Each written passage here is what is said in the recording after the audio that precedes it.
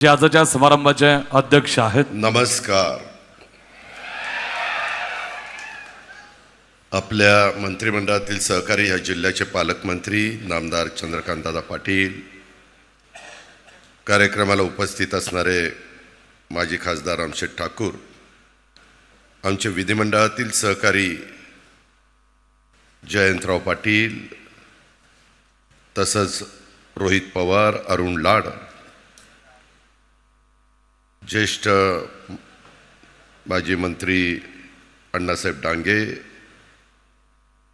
आशिषजी देशमुख, निशिकांत भोसले पाटील, आमच्या मैयात्या प्रशांत, संगीता, एनार पाटील, अर्चना थोरात, प्राचार्य अशोक काकडे आणि संदीप गुगे पुढच्या कार्यक्रमाला गेलेले आहेत. परंतु डॉक्टर बचाव, सुनील पाटील, या कार्यक्रमाच्या निमित्तानं एन डी मामांच्यावर प्रेम करणारे, त्यांच्याबरोबर बराच काळ ज्यांनी घालवला असे खूप मान्यवर मला समोर बसत आहेत. ते सर्व प्रतिष्ठित मान्यवर, सर्व आमचे विद्यार्थी आपल्या संस्थेचे सर्व टीचिंग नॉट टीचिंग स्टाफ आणि पत्रकार मित्रांनो, बंधू भगिनींनो, आज एक वेगळा दिवस आहे. कालच देशाला आपण स्वातंत्र्य दिन देशाचा साजरा केला आणि आज आपले आर पाटील असतील, त्यांची 69वी जयंती आहे आणि आज दहीहंडीचा पण कार्यक्रम आहे. बरेच वेगवेगळ्या प्रकारचे दहीहंडीचे कार्यक्रम संपूर्ण राज्यामध्ये होत आहेत. मी सुरुवातीलाच आरला जयंती त्याला अभिवादन करतो. त्याचबरोबर दहीहंडीच्या आणि ह्या बाकीच्या सर्व सणाच्या शुभेच्छा पण देतो. आणि माझ्या आधी इतक्या मान्यवरांनी भाषणं केली, एवढं काही सांगितलेलं आहे की माझ्याकरता काही राहिलंच नाही. मी खरं सांगू का, मी बोलणारा माणूस नाही, मी कामाचा माणूस आहे. मी कामात त्याच्यामध्ये समाधान मानतो. पण एक गोष्ट खरी आहे आत्यांनी सांगितलेली, कारण मी जसं मला जन्माला आलो तसं मी मायात्यांना मायात्या म्हणत आलो. त्याच्यामुळे मी काही सरोज पाटील आणि माईसाहेब आणि माई वगैरे म्हणणार नाही. वास्तविक मी बघत होतो, तो रोहित माई करायचा, तो त्याची आजी आहे तरी माई करतोय. ठीक आहे, बघतो घरी गेल्यावर काय ते. त्याच्यामध्ये एकंदरीतच ह्या सगळ्या गोष्टी घडत असताना एन डी मामांना तर आम्ही एन डी मामाच म्हणायचो. परंतु ह्या महात्मा फुले शिक्षण संस्थेच्या प्राध्यापक डॉक्टर एन डी पाटील विधी महाविद्यालय आणि श्रीमती सरोज नारायण पाटील माई मानसशास्त्र संशोधन केंद्र आणि प्राध्यापक डॉक्टर एन डी पाटील बहुउद्देशीय सभागृह ह्याच्या उद्घाटनाच्या करता, भूमिपूजनाच्या करता संगीता आणि प्रशांत ज्यावेळेस माझ्याकडे आले, मधून आम्ही भेटत असतो. शेवटी आम्ही परिवारातले आहोत आणि त्याच्यामुळं सुखदुःखामध्ये आम्ही एकमेकाच्यामध्ये सर्वांना आधार देण्याचं काम करत असतो. मी संगीताला विचारलं, प्रशांतला विचारलं काय काढलं, तेव्हा त्यांनी सांगितलं की अशा प्रकारचा कार्यक्रम आहे ना, आम्हाला तारीख पाहिजे. आणि मग ही तारीख जोडून दिली. कारण उद्याच, ज्याचा उल्लेख आपण सगळ्यांनी केला, अनेक माझ्या आधीच्या मान्यवरांनी केला, की कोल्हापूर सर्किट बेंचचं मुंबई हायकोर्टाच्या औपचारिक उद्घाटन ह्या देशाचे सुप्रीम कोर्टाचे चीफ जस्टिस गवई साहेब हे करणार आहेत. आणि त्याला मुख्यमंत्री, आम्ही दोन्ही उपमुख्यमंत्री, आमचे चंद्रकांतदादा पाटील, तिकडचे मुश्रीफ साहेब, प्रकाश आंबेडकर, आम्ही सगळेच त्याला जाणार आहे. कारण तो आपल्या सगळ्यांच्या दृष्टीने एक महत्त्वाचा कार्यक्रम आहे. आणि गवई साहेब तर आजच मुक्कामाला येतात असं मगाशी मला तिथं कलेक्टर आणि बाकीचे सगळेजण सांगत होते. आणि मग त्यालाच जोडून म्हणलं आज हा कार्यक्रम घ्यावा. आणि आपण एवढ्या मोठ्या संख्येने इथं उपस्थित राहिलात त्याबद्दल मी आपल्या सगळ्यांचं सुरुवातीलाच मनापासून स्वागत देखील करतो. ज्येष्ठ विचारवंत, निर्भय, लढवय्ये आणि शिक्षणप्रेमी म्हणून आपण डॉक्टर एन डी पाटील सरांच्या विचाराचं, कार्याचं सर्वप्रथम कृतज्ञपूर्वक मी स्मरण करतो आणि या निमित्तानं त्यांना देखील विनम्र अशा प्रकारचं अभिवादन करतो. दिवंगत इंडी मामांनी आयुष्यभर, म्हणजे आम्ही तर इतकं लहानपणापासून आमच्या मुंबईला जायला आम्हाला सुरुवातीच्या काळामध्ये एकच घर होतं, ते म्हणजे पूर्व विले पार्ले. आणि त्या पूर्व विले पार्लेमध्ये आमच्या वडिलांनी आम्हाला पत्ता तोंडपाठ करून सांगितलेला होता, तोंडपाठ करायला लावलेला होता. हनुमान निवास, हनुमान रोड, आणि ते ह्यांचं निवास इंदुलकरांचं, इंदुलकर निवास, हनुमान रोड, पूर्व विले पार्ले, मुंबई झूच्या जवळ. अशा पद्धतीनं आम्ही दर उन्हाळ्यामध्ये तिथं सुट्टीला जायचो. सुहास असायचा, प्रशांत असायचा. चंद्रकांतदादा पाटील, तुम्ही सांगितलं मी गिरणी कामगारांचा मुलगा, आम्ही एवढ्या घरात राहायचो. आम्ही देखील तिथं माझ्या माहितीप्रमाणे 2च खोल्या होत्या, 2. आम्ही प्रशांत कित्येकदा गॅलरीमध्ये झोपायचो, विचारा त्याला. म्हणजे आम्ही पण फार काही वर्ण पडलेलो नाही आहे, नाही सांगतोय की आम्ही पण काही तोंडात काय सोन्याचा चमचा घेऊन जन्माला आलेलो नाही आहे. आता नंतर रोहितच्या वेळेस परिस्थिती बदलली, ती गोष्ट मी घेते, खोलात जात नाही. पण आम्ही पण अतिशय, प्रशांत ते वरच्या मजल्यावर जायला तर पायऱ्याही नसायच्या, ते सांगाडं होतं त्याच्यावर आम्ही पाय ठेवून जायचो. जाऊ द्या, आता तो विषय काढत नाही. परंतु सांगायचं तात्पर्य की एन डी मामांनी आयुष्यभर शेतकरी, कामगार, वंचित, दुर्बल घटकांच्या हक्कासाठी लढा दिला आणि त्यांनी कायमच दीनदुबळ्यांचा कैवार घेतला. म्हणजे 78 ते 80च्या काळामध्ये पुलोदचे मुख्यमंत्री ज्यावेळेस पवारसाहेब झाले त्यावेळेस 2 जागा कॅबिनेट मंत्रिपदाच्या शेतकरी कामगार पक्षाला आणि 1 राज्यमंत्रीपदाची दिलेली होती. गणपतराव देशमुख एक कृषी मंत्री होते, आमचे एन डी मामा सहकार मंत्री होते, सेवा सदनला राहत होते, काळ कमी होता, आणि 1 राज्यमंत्री होते आमच्या मराठवाड्याचे देशमुख साहेब. असे 3 जण त्या मंत्रिमंडळामध्ये होते.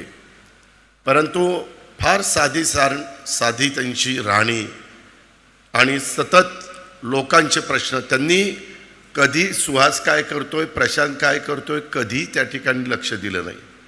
हे सगळं आमचं मायात त्यांनी बघितलं. मायात त्यांनी ते ज्या शाळेत होते त्या शाळेची पण जबाबदारी घेतलेली, मुलांची पण जबाबदारी घेतलेली. सगळं काही हा गाडा चालवण्याचं काम हे आमच्या आत्यांनी केलं.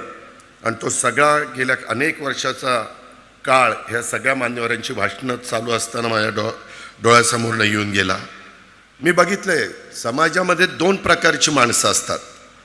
काही जणांच्याकडे सत्ता असते, मोठी पदं असतात आणि त्या भागाचं नेतृत्व ते करत असतात, त्यामुळं त्यांना समाजामध्ये मान असतो. ही गोष्ट नाकारू शकत नाही. का मान असतो? तर त्यांच्याकडे सत्ता असते, सत्तेतनं आपल्याला काहीतरी काम मिळेल, आपली कामं होतील, हा एक स्वार्थ देखील असतो लोकांचा आणि त्याच्यामुळं त्यांना मान मिळत असतो.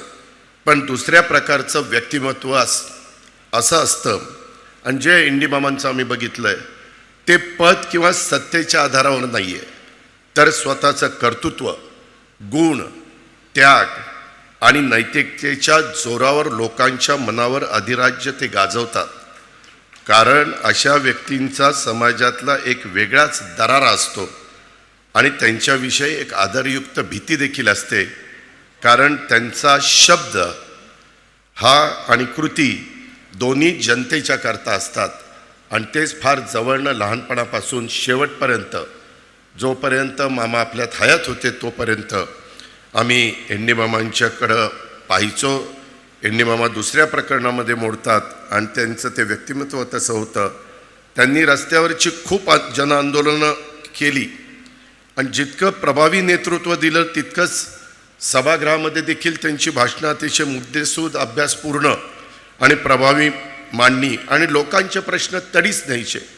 म्हणजे मामा जर बोलायला लागले तर समोर सगळा पिन ड्रॉप सायलेन्स असायचा. सभागृह सगळं अतिशय शांततेने ते सगळे विचार ऐकायचे. त्यावेळेस काही असे मोबाईल, व्हिडिओ किंवा वेगवेगळ्या प्रकारच्या गोष्टी त्या बाबतीमध्ये नसायच्या. सोशल मीडिया वगैरे काहीच तसले प्रकार नव्हते आणि त्याच्यामुळं ह्या सगळ्या गोष्टी त्यावेळेस चालायच्या केशवराव धोंडगे, एन डी पाटील साहेब, दत्ता पाटील साहेब, असे कितीतरी मान्यवरांची नावं तिथं घेता येतील. आणि त्यामुळं एन डी मामांच्याबद्दल त्यांच्याविषयी आपल्या मनामध्ये कायम एक आदरयुक्त दरारा राहिलेला आपण बघितला. आदरणीय पवारसाहेब हे चेअरमन आपले अध्यक्ष होते रयत शिक्षण संस्थे, आजही आहेत, आणि ते त्यावेळेस चेअरमन असायचे. त्यावेळेस पतंगराव कदम ते मिटिंगला असायचे, आम्ही सगळे मिटिंगला असायचो. आणि त्यावेळेस जे काही चालायचं, नेहमी रयत शिक्षण संस्थेचं हित कशात आहे, आपल्या मुलांचं मुलींचं सर्वसामान्य जनतेच्या मुलांचं हित कशात आहे हे ते त्या ठिकाणी बघायचे. माझ्या आयुष्यामध्ये देखील एन डी मामांचं एक वेगळं स्थान आहे. राजकारण करत असताना सामाजिक भान कधी विसरायचं नसतं याची शिकवण एन डी मामांच्याकडनं आम्हाला मिळालेली आहे. त्यामुळे प्रत्येक गोष्टीत सामाजिक भान जपण्याचा प्रामाणिकपणे प्रयत्न आम्ही लोक करत असतो. आत्ता पण बोलत असताना आत्यांनी इतकं माझ्याबद्दल सांगितलं, अजितकर कोण जाणार, कोण सांगणार, आणि मग कोण जायला तयार नाही. त्या सगळ्या विद्यार्थ्यांना वाटेल यायला ही कसला माणूस आहे, ह्याला कोणी जायलाही घाबरत आहे. अरे शाण्यांनो, मला जर घाबरत असते तर 8 वेळेला बारामतीतनं लाखाच्या मतांनी निवडून नसतो आलो.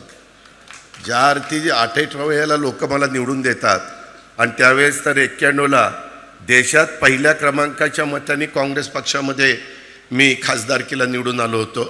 मी सुरुवातीला सांगितलं मी कामाचा माणूस आहे, मी फटकळ आहे. कुठली गोष्ट मला नाही आवडली तर मी तिथल्या तिथं त्या गोष्टी बोलून दाखवतो. परंतु तो त्यात माझा स्वार्थ नसतो, त्याच्यामध्ये जनतेनी, म्हणजे माझं स्वतःचं सांगणं इथं आता आमचे हायर अँड टेक्निकल एज्युकेशनचे मिनिस्टर पण आहेत. दादा, आपल्याला कुठल्याही परिस्थितीत सिविक सेन्स हा एक विषयच ठेवला पाहिजे. आज काही तुम्ही बघा, नागरिक भान, नागरिकांचं जबाबदारीची जाणीव हे बऱ्याचदा नसते, आणि मग त्याच्यामुळं इतका वेगवेगळ्या प्रकारच्या गोष्टी आपल्याला सगळ्यांना पाहायला मिळतात, आणि ते आज काळाची गरज आहे असं माझं स्पष्ट मत आहे. मी दादाजी भुसेंशी पण ह्या विषयावर बोलणार आहे, ते त्या शालेय शिक्षण खात्याचे मंत्री आहेत म्हणून. आणि त्याच्यामुळं ह्या काही गोष्टी आपल्याला जसं समाजामध्ये वावरत असताना जाणवतात तशा प्रकारचे काही निर्णय राज्यकर्ते म्हणून आपण सगळ्यांनी घ्यायचे असतात. एन डी मामांनी त्यांनी 72च्या दुष्काळाचा इथं उल्लेख झाला, रायगडचं सेज आंदोलनाचा उल्लेख झाला, किंवा कोल्हापूर टोलचं आंदोलन. मी त्यावेळेस म्हणत होतो की बाबा, असं जर टोलचं आंदोलन करायला लागले तर सगळेच आपल्या भागामध्ये रिंग रोड करून घेतील, सगळं होय होय करतील, आणि रिंग रोड तयार झाला की म्हणतील आता आम्ही टोल देणार नाही, एक नवी पद्धत पडेल. परंतु शेवटी एन डी मामांनी आणि कोल्हापूरकरांनी सगळ्यांना वाकायला लावलं, आणि त्या पद्धतीनं तो निर्णय पण त्यांनी करून घेतला. आज कोल्हापूर उच्च न्यायालय खंडपीठाची चळवळ ही त्यांनी इतकी आग्रहपूर्वक मांडलेली होती. खरोखरीच म्हणतात की गेलेली व्यक्ती वरनं पाहत असते, आणि त्याच्यामुळे ज्यांनी आंदोलन केली त्याच्यामध्ये विशेषतः एन डी मामा, उद्याचा तो कार्यक्रम बघून त्यांना वर का होईना समाधान वाटेल. परंतु त्यांनी कधी त्याच्यामध्ये नारळ फोडला पाहिजे, हळद कुंकू वाहिली पाहिजे वगैरे असला कधी त्यांचा अंधश्रद्धेवर तर अजिबात विश्वास नव्हता. आत्ता पण आम्ही डायरेक्ट टिकाव टाकला, नारळ नाही, तांदूळ नाही, हळद नाही, कुंकू नाही, काही नाही. बाकीची तर मात्र एवढी ते काय काय बांधतात. मी बांधल्यात ते आता मला राख्या बांधतात माझ्या लाडक्या बहिणींनी. मी काय ते सलग गंडा कंडा बिंडा काही कुणाला घालत पण नाही, मी स्वतः पण घालत नाही. पण कुणाला आता isakal.com आहे देशातील नंबर 1 ची मराठी न्यूज वेबसाईट. प्रत्येक अपडेटसाठी isakal.com ला नक्की भेट द्या. कुठे त्याच्यामध्ये त्यांचं वीज दर कपातीच्या बद्दलचं पण आंदोलन, किंवा आता मला मागाशी माझे सीमा प्रश्नाच्या संदर्भातले काही मान्यवर इथं भेटले, त्यांनी पण इथं ते आलेत, बेळगाव एकीकरण समितीचे लोक. मी त्यांचंही स्वागत करतो. ते एक खूप वर्षाचं आपल्या सगळ्याच महाराष्ट्राच्या जनतेचं अधुरं राहिलेलं काम आहे, आणि ह्या महाराष्ट्र सीमा प्रश्नाचा अतिशय निकराचा लढा ह्या एन डी मामांनी दिलेला आपण सगळ्यांनी पाहिला. का अंगावर काठ्यांचे वळ उमटले, इतका त्यांनी त्याच्यामध्ये त्रास सहन केला, परंतु ते शेवटपर्यंत जीवात जीव असेपर्यंत लढत राहिले. ही देखील गोष्ट आपल्याला कोणाला विसरता येणार नाही. आणि त्यांनी सातत्याने क्रांतीसूर्य महात्मा ज्योतिराव फुले, राजर्षी शाहू महाराज, डॉक्टर बाबासाहेब आंबेडकर, महात्मा गांधी, संत गाडगेबाबा, कार्ल मार्क्स आणि कर्मवीर भाऊराव पाटील यांच्या विचारावरच त्यांची नितांत अशा प्रकारची श्रद्धा होती. आणि त्याच्यामुळं त्यांनी शिक्षणाच्या माध्यमातून परिवर्तन घडवण्यावरच त्यांचा विश्वास होता. वाळवा शिराळा परिसरामध्ये गरीब मुलांच्या करता उच्च शिक्षण मिळावं म्हणून महात्मा फुले शिक्षण संस्थेची त्यांनी उभारणी केली. आणि ह्या संस्थेच्या मार्फतच आत्ता आपण इस्लामपूर म्हणतो, परंतु लवकरच त्याचं ईश्वरपूर होणार आहे. आणि काही लोक उरून इस्लामपूर म्हणायचे, तर आता उरून ईश्वरपूर अशा पद्धतीनं आम्ही त्याचं नाव द्यायचं ठरवलेलं आहे. मुख्यमंत्र्यांनी पण तशा प्रकारचे आदेश हे दिलेले आहेत. चंद्रकांतदादा पाटलांचंही तिकडे लक्ष आहे, मी पण लक्ष आहे. सोमवारीच आम्ही त्याच्या संदर्भातली बाकीची फाईल ही तयार करतोय. आणि तशा पद्धतीनं हे इथं ह्या महाविद्यालयाची स्थापना झालेली आहे. आज महात्मा फुले शिक्षण संस्था प्राध्यापक डॉक्टर ND पाटील सरांच्या स्मृतीला अभिवादन म्हणून 3 महत्त्वपूर्ण उपक्रमाचं लोकार्पण करतायत, ज्याचा उल्लेख आपलं विधी महाविद्यालय, आमच्या मायत्र्यांच्या नावाने मानसशास्त्र संशोधन केंद्र आणि बहुउद्देशीय सभागृह. आणि या तिन्ही उपक्रमाचा तुम्ही बारकाईने विचार केला तर शिक्षण, सामाजिक जागृती, न्यायव्यवस्था, कला संस्कृती आणि मानसिक आरोग्य या सर्व क्षेत्रामध्ये सांगली जिल्ह्याला आणि आजूबाजूच्या माझ्या परिसराला ह्याचा अतिशय चांगल्या प्रकारचा लाभ होणार आहे. आणि माझ्या ह्या विधी महाविद्यालयाच्या माध्यमातून तर ग्रामीण विद्यार्थ्यांना न्यायव्यवस्थेत करिअर घडवण्याची संधी मिळणार आहे. मगाशी जयंतरावांचंही भाषण मी बारकाईनं ऐकत होतो. त्यांनी सांगितलेली वस्तुस्थिती खरी आहे. आपलं कोल्हापूर, सातारा, सांगली, सोलापूर, रत्नागिरी आणि सिंधुदुर्ग ह्या सगळ्याचा आता केसेस ह्या बेंचच्या पुढं, म्हणजे कोल्हापूर बेंचच्या पुढं चालणार आहे. मुंबई हायकोर्ट परंतु कोल्हापूर बेंच, जसं आपलं औरंगाबाद बेंच आहे, तिकडं नागपूर बेंच आहे, अशा पद्धतीनं होणार आहे. त्याच्यामुळं इथल्या मुलांना आता अतिशय चांगली सुवर्ण संधी आलेली आहे. उलट मी आणि चंद्रकांत दादा मगाशी आतमध्ये पाहत असताना म्हणालो की संगीता प्रशांत, तुम्ही 3 वर्षाचा कोर्स केला आहे ग्रॅज्युएट झाल्यानंतर. अलीकडच्या नवीन पिढीचा कल हा 12वी झाल्यानंतर 5 वर्षाचा जो कोर्स आहे, तुम्ही जर ह्याच्या संदर्भात आमचे बार काउन्सिलचे आशिष देशमुखांना विचारलं तर ते पण सांगतील. आणि त्याच्यामुळं एकदा हा 60ची बॅच तुमची सुरू झाल्यानंतर तुम्ही त्याही बाबतीतला विचार हा जरूर प्रशांत, संगीता आणि बाकीचे सगळे म्हणजे संस्थेचे अध्यक्ष आहेत NR पाटील साहेब आणि त्यांनी सगळ्यांनी करावा, अशा प्रकारची आग्रहाची विनंती मी करेन. त्याचबरोबर मानसशास्त्राच्या बद्दल तर आमचे चंद्रकांत दादा पाटलांनी फार बारकाईने सांगितलेली ही वस्तुस्थिती खरी आहे. आणि मी मायत्यांचं एक बघितलं, मायत्यांनी आयुष्यभर ND मामांची सावली बनून त्यांच्यासारख्याच त्या निर्भय आणि लढवय्या योद्ध्याला त्यांनी अतिशय चांगल्या प्रकारची साथ दिलेली हे शेवटपर्यंत आम्ही पाहत आलेलो आहे. त्यांच्या सामाजिक कामात सोबत तर त्यांनी केलीच, परंतु ND मामांच्या सामाजिक शैक्षणिक कामाला न्याय मिळाला अशी माझी प्रामाणिक भावना ह्या कार्यक्रमाच्या निमित्तानं मी इथं व्यक्त करतो आहे. कारण मानसशास्त्र संशोधन केंद्राच्या माध्यमातून मानसिक आरोग्य, ताणतणाव निवारण, व्यसनमुक्ती आणि मुलामुलींच्या वर्तणूक समस्यांचं निराकरण अशा अनेक उपक्रमांचे मानसिक सक्षमीकरण साधेल ह्याबद्दल माझ्या मनात शंका नाही. आणि ती आज काळाची गरज आहे. त्याचा उल्लेख माझ्या आधीच्या अनेक लोकांनी केला, त्याच्यामुळे ते रिपीट होईल म्हणून मी त्याचा उल्लेख करत नाही. आणि इथं उभारण्यात येणारं बहुउद्देशीय सभागृह, मी संगीताला सांगत होतो की कोल्हापूरच्या परिसरामध्ये जे काही आपण सभागृह करतोय, साधारण ते आणि हे मला एकसारखं वाटतं. कदाचित आर्किटेक्ट एक असेल, पण बऱ्याच साम्य वाटतं. पण हरकत नाही, तुम्ही मनावर घेतलं आहे ते चांगलंच. तुम्ही त्या सगळ्या गोष्टीचा विचार केला असेल. आणि मगाशी आता बरंच काही रोहितने सांगितलं, मी 40 लाख देतोय. दादांनी, चंद्रकांत दादांनी 1 पूज्य वाढवावं आणि मी अजून 1 पूज्य वाढवावं. बरं सांगितलं नाही की दादा 1 पूज्य वाढवतील, आमचे जयंत पाटील अजून एक पूज्य वाढवतील आणि अजितदादा अजून एक पूज्य वाढवतील, तेवढंच बाकी राहिलं होतं. फार चुरू चुरू चुरू चुरू बोलत होता. म्हणलं गाडी फार फास्ट चाललेली आहे. आज RRची जयंती आहे. मी RR पाटील, जयंत पाटील, दिलीप वळसे पाटील, आम्ही सगळेजण एका बॅचचे आहेत 90चे. 90ला आम्ही आमदार झालो आणि जे काही राजकीय जीवनाला सुरुवात केली त्यात RR दुर्दैवानी RRला काही गोष्टी मी सांगितल्या होत्या, सांगलीमध्येच सांगितलेल्या होत्या, त्याने ऐकलं नाही. जाताना मला म्हणलं, दादा तुझं ऐकलं असतं तर मी आज तुमच्यामध्ये राहिलो असतो. मी सांगल्याकरता सांगत असतो, निर्व्यसनी राहायचं त्याच्याचकरता मी सांगत होतो. लोकांना बरं नाही वाटत, बघा अरे जाहीर सभेत RRची काढली. अरे मी काय काढली?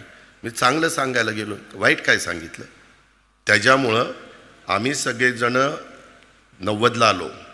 90ला पण आम्ही ज्युनियर होतो. 95 आलं आम्ही ज्युनियरच. 99 आलं आम्ही ज्युनियरच. 99ला तर विलासराव देशमुख, जयंतरावांना आठवत असेल, मुख्यमंत्री आघाडी करता कसं करायचं काय करायचं, त्यावेळेस पवारसाहेब, प्रफुल्ल पटेल, त्याच्यामध्ये पद्मसिंह पाटील, विजयसिंह मोहिते पाटील, त्याच्यामध्ये मधुकर पिचड आणि छगन भुजबळ, हे सगळे राष्ट्रवादीचे नेते होते. मी, RR, जयंतराव आणि आमचे दिलीप वळसे पाटील खूप दिवस असेच वाया चालले होते. शेवटी काय करायचं तर चौघं गेलो मेट्रो सिनेमात कुठला तरी चित्रपट आपण बघत बसलो. म्हणले आता काय करायचं, हे सांगतील तसं आपण ऐकायचं. म्हणजे कुठली 90, 95, 99 आणि 3 टर्म झालेल्या होत्या आणि 2004ला आम्हाला थोडंसं विचारपूस करायला लागले. परंतु काही जण पहिल्या टर्मलाच त्यांना वाटतं की मी मोठा झालो पाहिजे, मी भाषण केलं पाहिजे. त्याच्यात आता मी आता माझ्या पक्षाचं काम करतोय, जयंतराव त्यांच्या पक्षाचं काम करतोय, पण माझ्या पक्षात कुणी काय करावं हे दुसरेच सल्ले द्यायला लागले. मला तर काही कळतच नाही काहींचं. अरे तुमचं तुम्ही बघा ना, आमचं आम्ही बघू ना, काय करायचं आणि काय नाही करायचं. मगाशी बोलत असताना काहींनी सांगितलं की बाबा दादा गावकीकडे लक्ष आहे, भावकीकडे पण लक्ष द्या. भावकीकडे लक्ष दिलं म्हणूनच तू आमदार झालास. जरा जयंतराव त्याला विचारा किती मतं पडली, पोस्टल बॅलेटमध्ये आलाय आपण. त्याच्यामुळं माझ्या कुणीच नादी लागू नका. तुम्ही तुमचं काम करा, मी तुम्हाला एक अक्षर बोलणार नाही. मी जयंतराव ज्यावेळेसपासून मी आमच्या महायुतीमध्ये आहे, मी कधी तुमच्या कुणावर टीका टिप्पणी केली? काय कारण आहे? तुम्ही तुमच्या विचाराने चाललं, मी माझ्या विचाराने चाललो. आणि शेवटी आपल्याला साध्य काय करायचं आहे? महाराष्ट्राचा सर्वांगीण विकास, शिवशाहू फुले आंबेडकरांची विचारधारा, ह्याच्यामध्ये आम्ही कुठं कॉम्प्रोमाइज करतच नाही. आणि त्यामुळं मला तर मगाशी ह्यांची सगळ्यांची भाषणं झाली तसं माझं संकट चाललेलं होतं. आणि जयंतराव गेले, मला वाटलं की मला एकाने सांगितलं, रोहितनं सांगितलं, जयंत पाटलांचं 12 वाजता काय हेलिकॉप्टर आहे आणि मला त्या हेलिकॉप्टरमधनं जायचं. म्हणलं माझं भाषण ऐकायला नेमकी ही दोघं नाही आहेत आणि मी तर हे सगळं ठरवलेलं होतं. ही बोलून मात्र गेली. त्याच्यामुळं पण ते आली. शेवटी माझं नशीब फार चांगलं आहे, कसं का होईना ते पुन्हा जुळूनच येत आहे.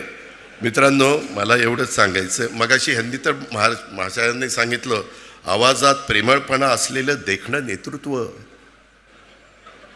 जयंतराव पाटील, आम्ही काही देखणे नाही आहे.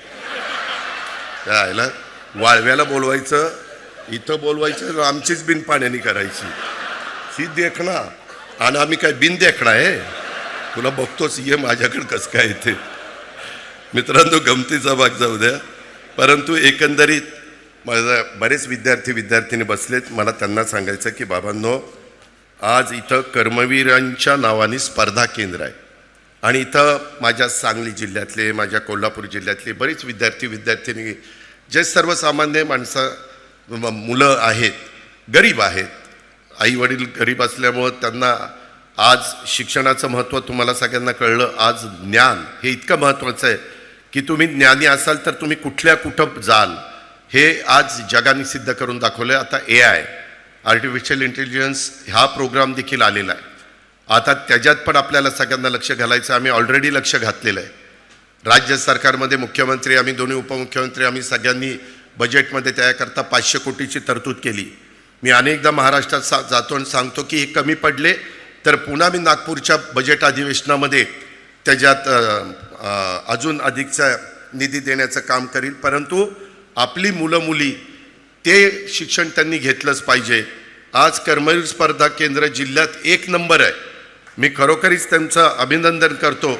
विशेषतः केंद्र चालवणारे जे कुणी मान्यवर आहेत, ते शिकवणारे शिक्षक आहेत, त्यांचं मी मनापासून अभिनंदन करील. कारण आत्ता 130 विद्यार्थी परवाच निकाल लागला आणि ह्या आमच्या कर्मवीर स्पर्धा केंद्राचे 130 विद्यार्थ्यांनी वेगवेगळ्या खात्यात अधिकारी झाले. सकाळी पहाटे 5ला हे उघडतं. तुमचं आमचं नक्की जमन. मी पण पहाटे 5ला उठतो आणि कामाला सुरुवात करतो. त्याच्यावर 5ला हे स्पर्धा केंद्र उघडतं आणि रात्री 11ला बंद होतं. फी फक्त 20,000 रुपये ठेवलेली आहे वर्षाला. उत्तम ग्रंथालय आहे तुमचं, उत्तम अभ्यासिका आहे. आणि ह्या सगळ्या गोष्टी पाहिल्यानंतर आम्हाला, चंद्रकांत दादांना, आम्हाला सगळ्यांनाच ह्या गोष्टीचं समाधान आहे. आणि त्याच्यामुळं जे कोणी अधिकारी आणि सगळे, आणि एक मुलांनो लक्षात घ्या, हे आता तुम्ही ओरडताय ना हो करून काय काय काढतात ते आवाज, परंतु त्याच्यात मुलींचा आवाज नाही, फक्त पोरांचा आवाज आहे. सध्या काय व्हायला लागलंय, आत्ता पण स्पर्धा परीक्षेत आमच्या मुलीच मुलांच्यापेक्षा जास्त पुढे आल्यात. का तर मग हे बघ, ह्या टाळ्या माझ्या मुलींच्या आहेत आणि मुलं ओरडा, नुसतं ओरडा शहाण्यांनो, ह्या जातील पुढं आणि मग मुली ठरवतील मला कसला मुलगा पाहिजे. आणि मग तुमची इतकी वाईट हाल होईल की ते तुम्हाला नाकारतील. ह्या मला चालत नाही, हा तर अजिबात चालत नाही. त्याच्यामुळं ओरडाओरडी करायचं बंद करा. जरा त्यांच्यासारखं अभ्यासात लक्ष द्या. ओरडायला बरेच नंतर पुढचे दिवस आहेत, एवढी गोष्ट लक्षात ठेवा. मित्रांनो, ह्याच्यामध्ये अधिक मी बोलत नाही, परंतु आजचे जे काही उपक्रम बघितले हे केवळ लोकार्पण किंवा इमारतीचे नाही किंवा सामाजिक कल्याणाच्या नव्या पर्वाची ही सुरुवात आहे. संघर्ष आणि विचारांचा वारसा पुढं नेण्याबरोबरच प्रेरणेच्या कृतज्ञते आणि नव्या वाटचालीचा संकल्प आहे. मला एक गोष्ट सांगायची, मगाशी चंद्रकांत दादा पाटील पण संगीताला विचारत होते की किती खर्च येणार आहे. संगीताने सांगितलं 10 कोटी. त्याच्यात रोहितने डिक्लेअर केलं 40 लाख रुपये, की लगेच आमच्या दादांनी हिशोब केला म्हणजे 9 कोटी 60 द्यावे लागतील. परत म्हणले नाही, अजून जयंतराव काय बोलत आहेत ते बघू. हां नाही, रामशेठ त्यांचं 1 कोटी. रामशेठने पहिले पण 1 कोटी दिलेलेच आहे. म्हणजे त्यांनी असला कर्णाचा अवतार तर मी दुसरा कुठंच बघितलेला नाही आहे. म्हणजे खरंच दिलदारपणा. पैसे तर सगळेच कमवतात, वर तर 1 रुपया कोणी घेऊन जात नाही. अरे पण द्यायची दानत असावी लागते, ती दानत ह्या माणसामध्ये. म्हणून मी त्यांचं महाराष्ट्रातल्या तमाम 13 कोटी जनतेच्या वतीनं अभिनंदन करतो. त्यावेळेस दादा मला म्हणले की 40 कमी होतील आणि त्याच्यामुळं 8-60 आता भागेल. तर संगीता नाही मला 10च पाहिजे, मला 10च पाहिजे. मी आपलं ऐकत होतो त्या दोघांचं काय चाललं होतं. आता असं ठरलं आहे माझं दादांचं, दादा 31 मार्चपर्यंत तुम्हाला जो DPCचा निधी आला आहे त्याच्यातनं 5 कोटी रुपये द्या. त्याच्यामध्ये तुम्हाला ती विशेष बाब करावी लागेल. ती कोणतरी विशेष बाब करण्याचा अधिकार हा नियोजन खात्याला आहे. नियोजन खात्याचा मंत्री कोणतरी अजित पवार आहे वाटतं. तर त्याच्याकडे पाठवून द्या. त्याला मी सांगतो विशेष बाब म्हणून सही कर, आणि मग तो माझा ऐकेल, तो सही करेल. आणि मग ते 5 कोटी संगीता आणि प्रशांत 31 मार्चपर्यंत खर्च करा. काम दोरी ओळंब्यात करा. काम दर्जेदार झालं पाहिजे. उद्घाटनाला आम्हीच येणार आहे. त्याच्यामुळं त्या ठिकाणी तुम्ही बोलवा किंवा न बोलवा, मीच फित कापायला येणार आहे. त्याच्यामुळं त्यावेळेस मी बारकाईनं बघीन. आणि 1 एप्रिलला नवीन ज्यावेळेस वर्ष सुरू होतं त्यावेळेस दादा आम्ही पूर्ण राज्यातल्या 36 जिल्ह्यांना जो काही निधी देतो DPCचा, तो तुमचा अधिकार असतो. त्याच्यामध्ये आत्ता तुम्ही 5 सांगितलं म्हणून मी बोललो, पण तो निधी देताना जो काही मी निधी, आपण त्या मिटिंगला जयंतरावांना माहिती, जयंतरावांनी पण 9 वेळेला अर्थसंकल्प सादर केला. तो निधी देत असताना जी रक्कम येईल त्याच्यात अधिक 5 कोटी मी वेगळे ह्या कामाला देईन. त्याच्यामुळं यांच्या 2 वर्षात व्यवस्थित संगीता, प्रशांत तुम्ही काम करून टाका आणि ते 140 जे आहेत त्याच्यात अजून ते बाकीचं काही तुम्हाला त्याच्यामध्ये करायचं असेल त्या पद्धतीनं करा किंवा संस्थेला पैसे निधी लागतोच. त्याच्यामुळं ही जबाबदारी, नाहीतर मग जयंतरावांनी सांगितलेलंच आहे पुढं कसं करायचं. मग त्यांचा सल्ला घ्या की 1,60,00,000 काय करायचं. त्यांना म्हणजे बारकाईनं ते त्याचा सल्ला देतील. अशा पद्धतीनं ते काम आपण करूया, अशा प्रकारची माझी विनंती आहे. माझं दुसरं एक तुम्हाला सगळ्यांना सांगायचं होतं. काय झालं मधल्या काळामध्ये आपल्या इथं पत्री सरकारांचा उल्लेख झाला, क्रांतिसिंह नाना पाटलांचं. त्यांचं मौजे बहे तालुका वाळव्याला नियोजित स्मारक आम्ही डिक्लेअर केलं आहे. परंतु मी कलेक्टरला सांगतोय, प्रांताला सांगतोय, मामलेदारला सांगतोय, आत्ता जी जागा आहे तिथं पाणी येतं आहे, महापूर आल्यानंतर तिथं पाणी असतं आहे. आणि सरकारने मागच्या काळामध्ये एक निर्णय असा घेतला आहे की एखाद्या मोठ्या व्यक्तीची 2 स्मारकं त्या ठिकाणी करायची. आणि सांगली जिल्ह्यात महाराष्ट्र शासनाच्या वतीनं क्रांतिसिंह नाना पाटील यांचं मूळ गाव येडेमचिंद्र, ह्याच्यामध्ये जयंतरावांना आठवत असेल किंवा त्यांनीच त्यावेळेस केलं असेल, 2008ला 75 गुंठ्यामध्ये तिथं वाळव्याला हे स्मारक झालं आहे. आणि नंतर कुंडल तालुका पलूसला मला वाटतं पतंगराव त्या जयंतरावांनीच ते दुसरं एक स्मारक केलं. तर आता मौजे बहे ते येडेमचिंद्र 9.5 किलोमीटर आहे, बहे ते कुंडल 19 किलोमीटर आहे.